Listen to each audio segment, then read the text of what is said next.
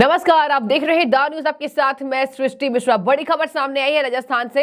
राजस्थान में अशोक गहलोत को बहुत दिक्कत हो गई और खूब नाराज हो गए। पीएम मोदी के भाषण से आहत हो गए। आज पत्रकारों से बातचीत करते हुए कहा है कि पीएम मोदी ने जो कल भाषण में बोला वो अस्वीकार्य है। लोकतंत्र की गरिमा में ऐसी भाषा का प्रयोग नहीं होना चाहिए। दर्शकों, अशोक गहलोत की कई बार पीएम मोदी तारीफ करते भी दिखाई दिए हैं, लेकिन खैर अभी चुनावी माहौल है, तो चुनाव माहौल में नामांकन वाले की जब तारीख भी समाप्त हो गई है तो अब पूरी तरीके से, पूरी मुस्तैदी से पार्टियां आरोप प्रत्यारोप को तेज कर रही हैं, क्योंकि बाकी और कोई काम नहीं है। अब मैं आपको बता दूं, प्रधानमंत्री कल उदयपुर में मौजूद थे। उदयपुर वासियों से उन्होंने भारतीय जनता पार्टी के लिए प्रचार प्रसार किया। एक जनसभा को संबोधित किया। लाखों की तादाद में वहां पर लोग उनको सुनने के लिए आए थे। इस दौरान प्रधानमंत्री ने कह दिया कि यही राजस्थान में कांग्रेस की वजह से आतंकियों के हौसले बुलंद है। पीएफआई रैली निकाल पाते हैं, क्या कांग्रेस तबाह करके छोड़ेगी राजस्थान को? धरती को जब जब कांग्रेस की नजर लगी है, तब तब इसके स्वाभिमान को गहरी चोट पहुंची है। कांग्रेस की सरकार में राजस्थान के लोगों के साथ मानवता को शर्मसार करने वाली वारदातें हो रही है। उदयपुर में कन्हैयालाल जी के साथ आतंकी घटना कांग्रेस सरकार पर बहुत बड़ा दाग है।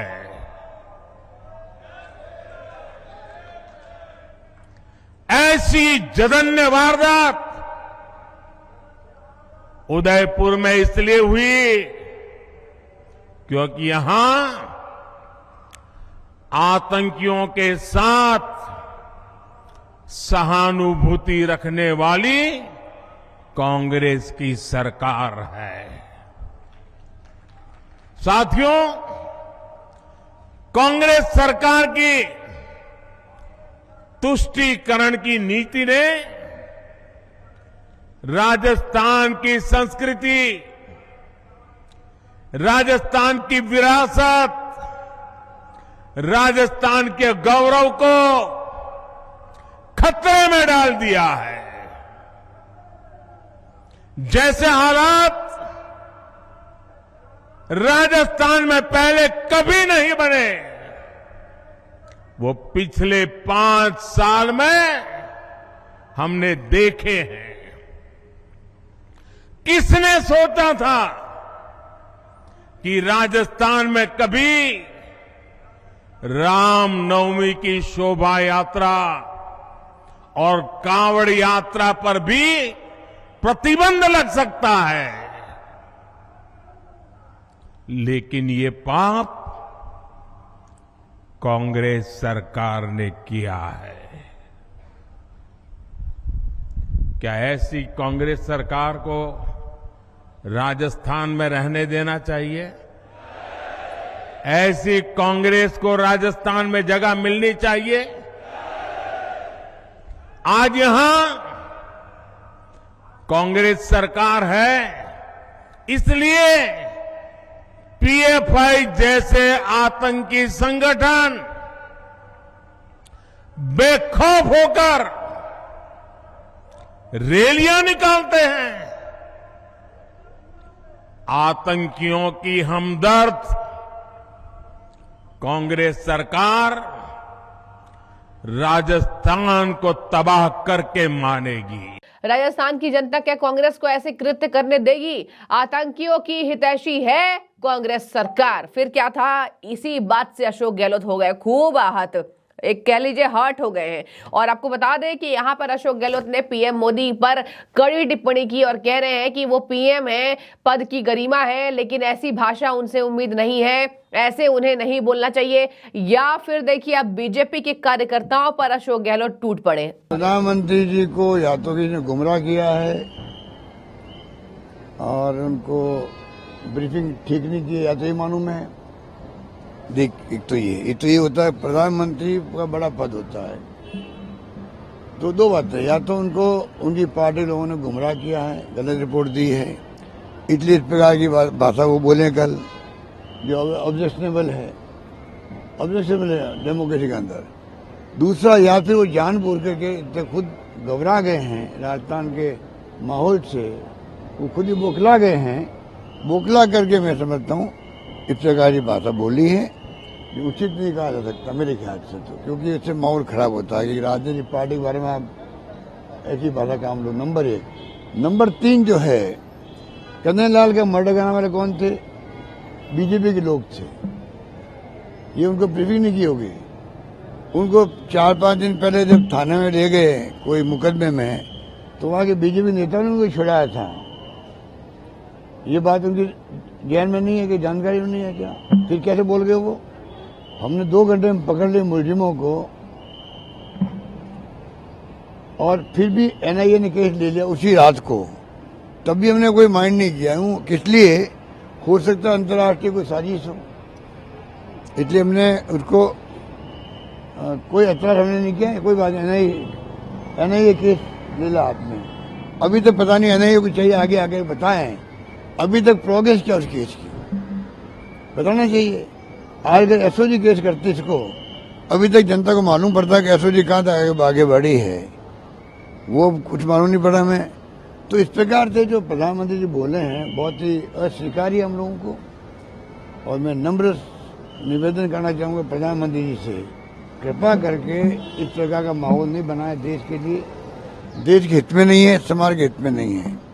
हमारी कोई व्यक्तिगत दुश्मनी तो है नहीं, ये विचारधारा की लड़ाई है हमारी, वही सीमित रहनी चाहिए, विचारधारा तक सीमित रहनी चाहिए लड़ाई को। कह रहे हैं अशोक गहलोत की हो सकता है कि बीजेपी के कार्यकर्ता, बीजेपी के समर्थक उन्हें मिसगाइड कर रहे हैं, मतलब उन्हें गलत फीडबैक दे रहे हैं। राजस्थान में ऐसा कुछ है ही नहीं। या फिर हो सकता है कि पीएम मोदी कल आए हैं और देखा कि किस तरीके से यहाँ चुनावी माहौल है, तो उसको देखकर बौखला गए हैं। इसके साथ मैं आपको बता दूं, पीएम मोदी के भाषण से अशोक गहलोत को बहुत ज्यादा दिक्कत हो गई है।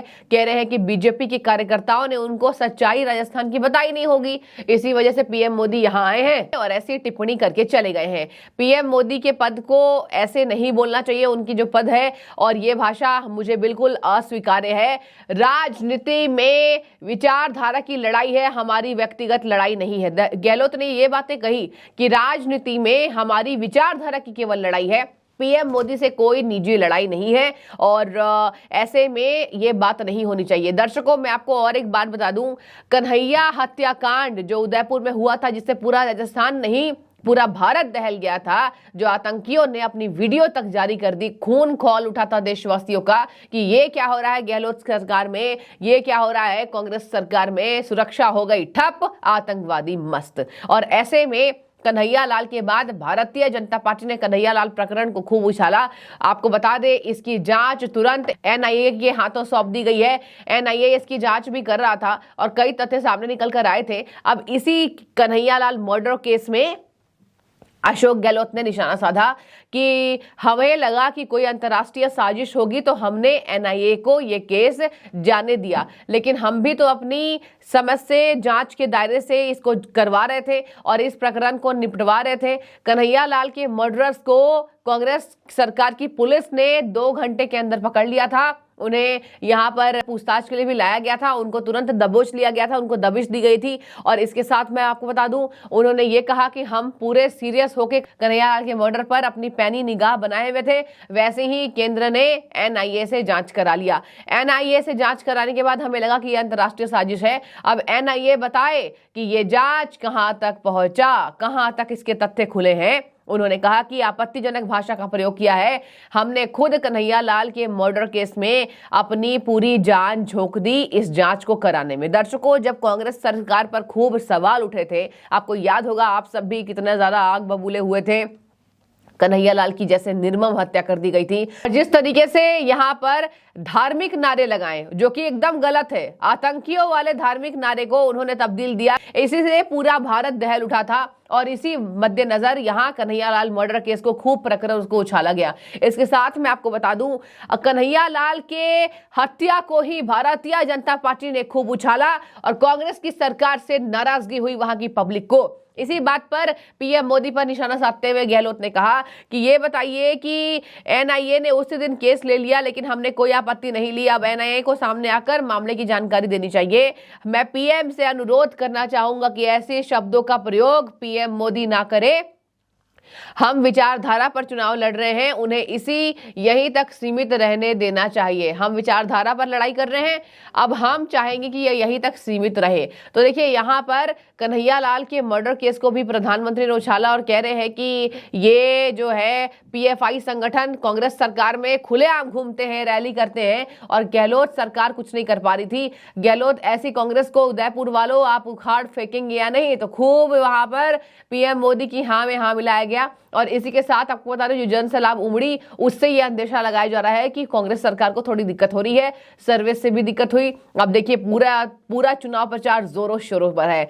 और इसके साथ ही जिस तरीके से यहाँ पर लगातार बीजेपी के कद्दावर नेता वहां जा रहे हैं, बात कर लीजिए बीजेपी के फायर ब्रांड नेता, यहाँ योगी आदित्यनाथ की बात करें, अमित शाह की बात करें, जेपी नड्डा की बात करें, प्रधानमंत्री की बात करें, तो सभी वहां पर जाकर चुनावी रैली को, जनसभा को संबोधित करते नजर आ रहे हैं। और इसी के मद्देनजर वहां पर राजस्थान में इस बार चुनावी माहौल पूरा गरमाया हुआ है। बात करें 200 विधानसभा सीटों पर लड़ाई होने वाली है, और राजस्थान के 2 दर्जन से भी ज्यादा नेता भारतीय जनता पार्टी में शामिल हो चुके हैं। कल राजस्थान के एक नेता का बयान आया, कांग्रेस सरकार का नेता कह रहा है कि वो कह रहे थे सामने कि मुझे कांग्रेस से परहेज है, बीजेपी से परहेज नहीं है, मुझे बीजेपी से टिकट दिलवा दो। ये तो है कांग्रेस के प्रत्याशी जो लगातार सामने आकर ये बात कह रहे हैं। और इसी के मद्देनजर वहां पर गहलोत और बीजेपी में जमकर रार तकरार है। और इसी के मद्देनजर आपने देखा होगा पीएम के बयान से खूब आहत हो गए गहलोत सरकार। बात करें यहाँ पीएम और गहलोत की दोस्ती की भी, तो अगर हम तस्वीरों पर जाएं और मीडिया पर जाएं, मीडिया वीडियोस जिस तरीके से शेयर करते हैं, लगातार आपने देखा होगा कि किस तरीके से गहलोत भी कभी उतनी ज्यादा अमर्यादित भाषा पीएम मोदी के लिए नहीं बोलते और ना पीएम मोदी कहते हैं। गहलोत से पीएम मोदी की अच्छी बातचीत होती है, लेकिन देखिए अभी चुनाव का माहौल है, तो अभी तो आरोप प्रत्यारोप का दौर एकदम शुरू हो चुका है। रेलगाड़ी चल पड़ी है और चुनावी माहौल गर्माता हुआ नजर आ रहा है। तो ये पूरी जानकारी थी किस तरीके से यहाँ पर अशोक गहलोत उनकी बातों से आहत हुए हैं। बात करें, हर जगह अब चुनाव का माहौल है। 5 राज्यों में विधानसभा चुनाव होने के साथ अब लोकसभा चुनाव की तैयारी। राजस्थान सबसे महत्वपूर्ण इसलिए क्योंकि वहां पर सर्विस के अनुसार गहलोत की सरकार जाती हुई दिख रही है, लेकिन अभी 25 नवंबर का वेट करना है, इंतजार करना है। उसके बाद 3 दिसंबर के चुनावी रिजल्ट्स का ऐलान होगा। अब साफ हो जाएगा कि आखिर किस तरीके से वहां पर कौन सी पार्टी ने चुनाव के माहौल को अपने कब्जे में ले लिया, अपने पाले में ले लिया। तो ये पूरी खबर थी, और जिस तरीके से मैंने आपको बताया, अब मैं चाहूंगी आपकी राय। क्या आपको भी लगता है कि गहलोत खूब आहत हो गए पीएम मोदी के बयान पर और कह रहे हैं कि बीजेपी बौखलाई हुई है, कांग्रेस सरकार आने वाली है, इसलिए पीएम ने कहा है मैं पीएम से रिक्वेस्ट करूंगा ऐसी भाषा का प्रयोग ना करें।